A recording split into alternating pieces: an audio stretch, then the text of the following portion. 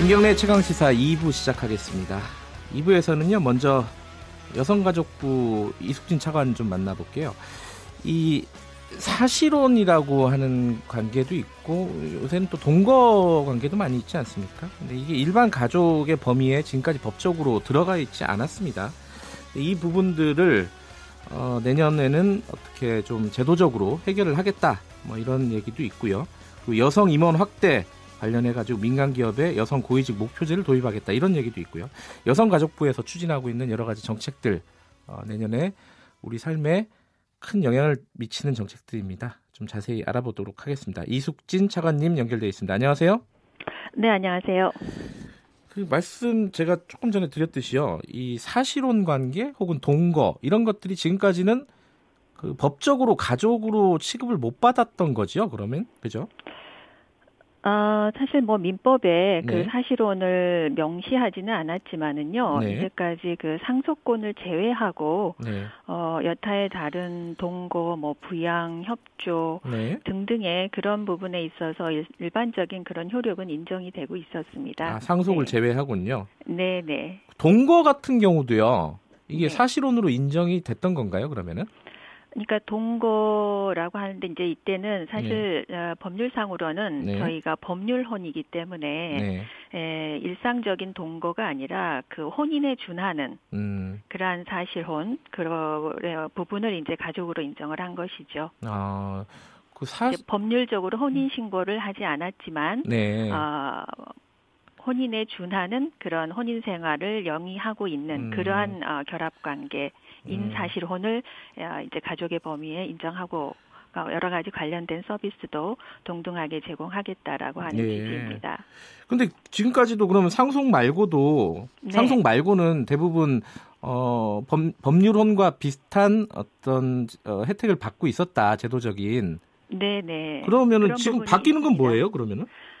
이제까지 이제 가족의 범위에 통상적으로 이 사실혼 관계 특히 혼인 관계에 준하는 형태가 인정되지는 않았어요. 저희 건강가정기본법에서.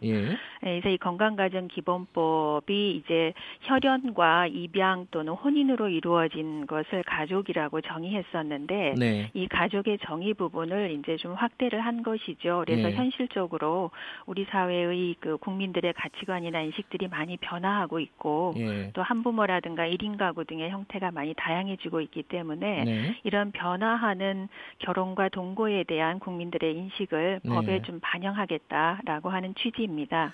그런데 이제 그 동거 관계, 그러니까 지금 말씀하신 그 법률에 준하는 혼인 관계에 준하는 어떤 동거다. 그게 뭐 기준이 정확하게 뭔지는 모르겠지만은 기준이 있나요, 그게?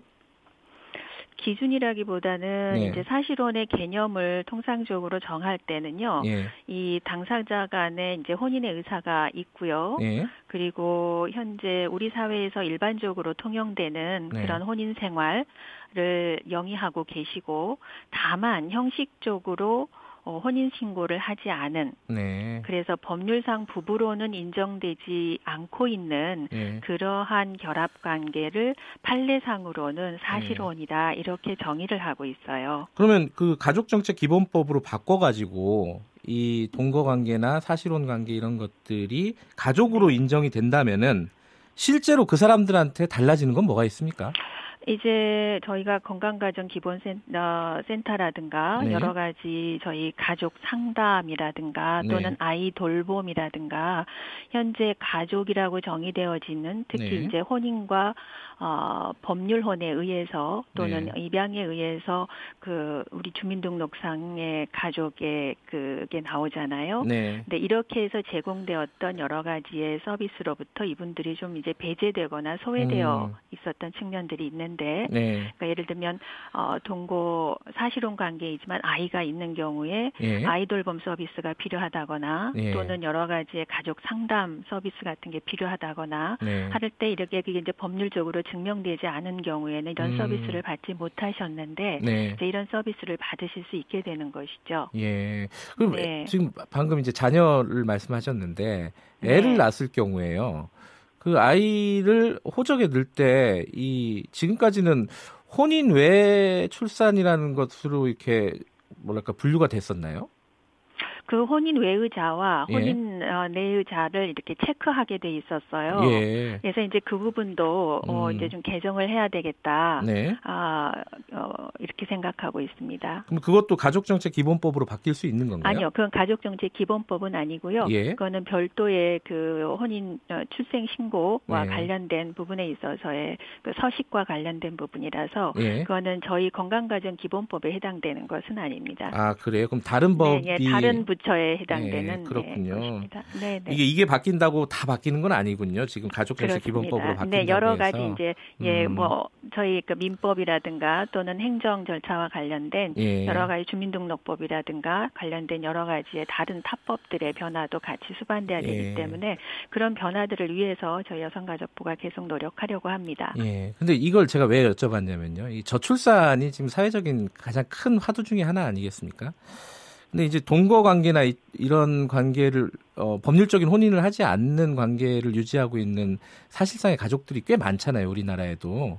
근데 그런 가족들이 자녀를 출산을 하려고 하면은 이게 여러 가지 이제 부딪히는 문제가 많아요. 아까 방금 말씀하셨듯이 혼인 외 자녀를 이렇게 체크를 해야 된다든가 아니면 어떤 학교나 이런 부분을 보낼 때도 뭔가 이제 내가 이 법률혼이 아닌데 애를 계속해서 돌볼 수 있을까, 케어할 수 있을까, 제도적으로 이런 어떤 걱정들이 생기기 마련이잖아요. 그래서 애를 낳기를 좀 꺼려하는 게 있는데 이런 부분에 대한 대책도 좀 있어야 되지 않느냐라는 생각이 좀 들거든요. 예. 그래서 이제 저희 전반적인 정책은 어떠한 경우라도 태어난 아이에 대해서는 그 아이가 법률혼이든 사실혼이든 또는 동거가구든 차별 없이 그 아이가 자라날 수 있도록 하는 그런 환경을 만들기 위해서 관련된 여러 가지의 제도들을 이제 조금씩 저희가 개선해 나가려고 하는 그런 작업을 하고 있는 것이죠. 그러니까 유럽의 이제 일부 선진국 같은 경우에는 이 법률혼, 그러니까 실제로 제도적인 결혼 말고 이 동거 관계에서 나오는 아이들이 더 많다는 그런 나라들도 있더라고요. 네. OECD 통계나 일반적으로는 그러니까 통상적으로 거기서 이제 혼인 외의자로 또는 이제 그렇게 분류되어지는 통계가 우리보다는 훨씬 높은 비율입니다. 우리는 한 2-3% 정도 이렇게 되는데 북유럽 국가나 이런 국가는 한 뭐 30에서 35% 정도까지 나오고 있습니다. 그래서 이제 저출산 문제를 해결하는 방안 중에 하나일 수도 있겠다라는 생각이 들어서 지금 이제 여성가족부에서 추진하고 있는 이 내용이요. 이제 그런 부분까지 모두 포괄하지는 못한다는 거죠. 여성가족부에서 구체적으로 추진하는 내용들이. 그렇죠? 아주 이제 그 생활상의 그 가족 구조나 가족 형태의 차이로 인해서 발생되어지는 차별이나 배제나 소외나 이런 부분들에 대한 개선을 이제 차근차근 하나씩 개선해 나가려고 하고 있는 거고요. 1차적으로 저희 이제 그 여성가족부가 소관하고 있는 법률 하에서는 그런 부분을 좀 해소를 하려고 하는 것이죠. 근데 이제 그 법이 통과돼야 되는 거잖아요. 국회에서. 네, 그렇습니다. 그러면은 이게 사실은 근데 우리나라에서 전통적인 가족관하고는 좀 부딪히는 부분이 있어요. 그런 부분들이 무난하게 그 국회에서 통과될 거라고 보시나요? 어떻게 보세요? 전망을? 지금 현재 사실혼이 포함된 법률이 다수 있어요. 뭐 예를 들면 공무원 연금법에도 사실상 혼인 관계에 있던 사람을 포함한다든가 뭐 국민연금법에도 포함이 되어 있고요. 국가유공자 지원에 관한 법률에도 있고요. 금기법에도 있고 여타의 다른 법률에도 사실혼 관계에 있던 자라고 하는 부분들이 법률 조항에 들어 있기 때문에 물론 여러 가지 다른 논의들을 또 제기하실 수도 있겠습니다만은 여타의 다른 법률에서 정의하고 있는 바가 있어서 사실혼 부분들을 넣은 거에 대해서는 좀 많이 이제 설득이 되지 않을까 생각하고 있습니다. 근데 이게 조금 더 나가면요. 예를 들어 동거 같은 거를 좀 등록을 해가지고 이게 어떤 사회적인 사회보장이나 이런 것들 혜택을 좀 받을 수 있게끔 만드는 나라들도 많이 있지 않습니까? 네. 그런 것까지는 아직 시기상조다 이렇게 판단을 하시나요? 어떻게 보세요? 네, 아직 그 부분까지는 이 건강가정기본법에서는 포함하고 있지는 않습니다. 그래요. 우리는 그럼 언제쯤이면은 지금 가족관계라는 것들이 새로 만들어지고 있잖아요, 개념이. 그렇습니다. 네. 그런 것들이 언제쯤 좀 정리가 될까요? 현실에 맞게. 이제 대부분 외국에서는 네. 가족의 범위를 그렇게 규정한 나라가 많지 않아요. 예. 그러니까 굉장히 가족을 아주 혼인신고를 통해서 이러한 아주 강한 결합 관계를 갖고 있는 그런 공동체로 보기보다는 굉장히 느슨한 또는 유연하게 결합했다가 또 흩어졌다가 다시 결합했다가 하는 그런 관계로 보고 있는데요.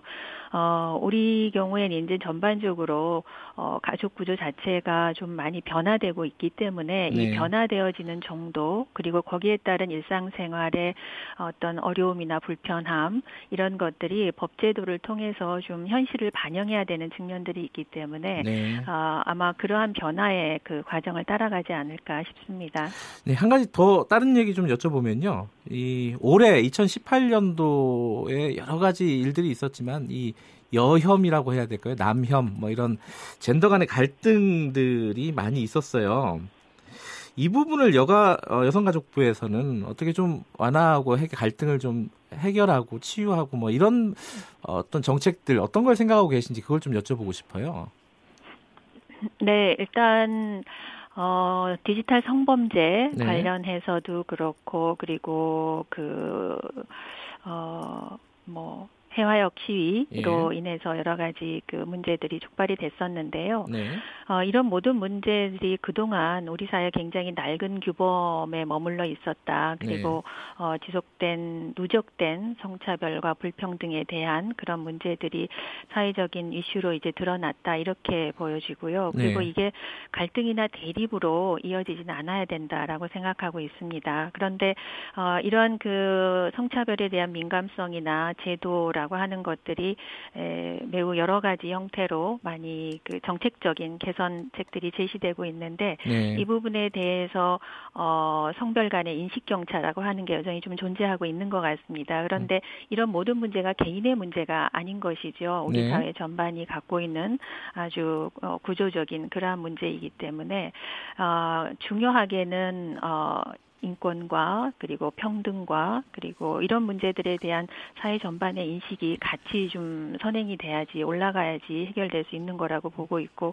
여성가족부에서는 성별 격차 또는 이러한 그 젠더 갈등이라고 하는 부분을 이제 통합적인 차원에서 함께 풀어나가야 된다. 그래서 예를 들면 이제 남성들이 어떠한 고민과 갈등을 또 갖고 계신지 하는 거에 대한 것들도 의견을 좀 많이 듣고 그 부분에 대한 해결책도 같이 좀 찾아가야 되지 않느냐 이렇게 생각하고 있습니다. 관련해서 한 가지만 더 여쭤보면요. 이 민간 기업의 여성 임원수를 어떤 목표제를 도입하겠다. 지금 우리나라 같은 경우에 굉장히 낮잖아요. 여성 임원의 비율이요. 네네. 심지어 500대 기업 중에 300곳 넘는 곳에 여성 임원이 한 명도 없다. 이런 자료도 있고요. 이게 근데 강제로 가능한 겁니까? 어떻게 되는 겁니까, 이게? 저희 강제로 추진하는 것이 아니고요. 네, 이제 여타의 다른 노르웨이라든가 캘리포니아주라든가 일부 나라들에서는 독일이라든가 이런 데서는 이제 의무화해가지고 하는 나라들도 있습니다. 의무화하는 나라가 있어요? 그렇게 이미 많은 나라들에서 진행을 하고 있는데요. 저희는 아직 의무화 내지는 그 강제라고 하는 단계 그렇게는 진행하기는 좀 어려운 것 같고요. 기업이 좀 자율적으로 이런 부분들에 대한 인식을 해야지만이 기업의 재무구조라든가 매출이라든가 이런 것들 이런 부분에서 아주 좋은 성과가 있더라라고 하는 설명들을 좀 하고 이런 기업 경영의 효율성이라고 하는 것을 높이면서 또 여성 인재들을 등용하는 것이 우리 사회의 지속 가능한 성장이라고 하는 거에 매우 중요하다라고 하는 거를 좀 말씀드리고 그러니까 이게 강제도 아니고 의무도 아니면 이게 목표만 설정해 놓는다고 되는 건 아니잖아요. 어떻게 각자 이제 기업들이 목표를 좀 설정하시고요. 그 목표를 설정하시는 기업과 저희가 이제 MOU를 맺거나 하는 방식을 통해서 좀 진행을 하려고 하죠. 지금 이게 강제와 의무화 된다고 했을 때는 이게 법률적인 근거가 있어야 되는데요. 법률적 개정까지 저희가 진행하고자 하는 것은 아니고요. 현재는 유인 기재를 조금 더 그러니까요. 인센티브가 좀 있어야 될 것 같은데. 네네, 예, 좀 더 개발을 하려고 그렇게 진행하고 있습니다. 아직 구체적으로 개발된 건 아니고요, 정책 자체가요. 네네, 예. 알겠습니다. 그럼 내년에 이것들을 다 추진하신다는 건데, 내년에 네. 추진되는 방향을 보고 한 번 더 연결할 일이 있을 수도 있겠네요. 여기까지 듣겠습니다. 고맙습니다. 네, 감사합니다. 여성가족부 이숙진 차관이었습니다.